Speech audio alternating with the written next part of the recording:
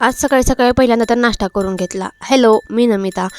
नाश्ता करून घेतला आणि पहिल्यांदा तर स्वयंपाकाला लागले म्हणून कणिक मळून घेतली. आईने डाळ साफ करून दिली होती मला वरण टाकण्यासाठी. मग डाळ पण लावली आणि डबल चहा पिते. एवढा उशिरा नाही चहा पित मी, दुसऱ्यांदा पिला. आणि नंतर साबुदाणा बनवून घेतला, कारण आज होती चतुर्थी आईंची आणि नवरोबाची.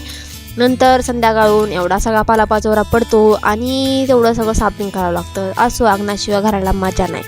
मग नंतर भांडे होते घासलेले, ते रॅकला लावून दिले आणि नंतर संध्याकाळचं सगळं काम आवरायला सुरुवात केली. घरं झाडून घेतली, फरशा पुसून घ्यायला सुरुवात केली. एक एक एक एक गृहिणींची कामं कधी संपत नाही आणि गृहिणींना एवढं हलक्यात घेते लोक.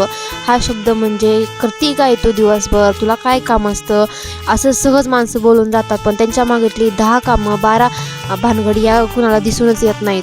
असो, नंतर मग चहा वगैरे घेतला. नंतर संध्याकाळी चतुर्थी होती नवरोबानी म्हणून पनीर आणलं होतं बनवायला.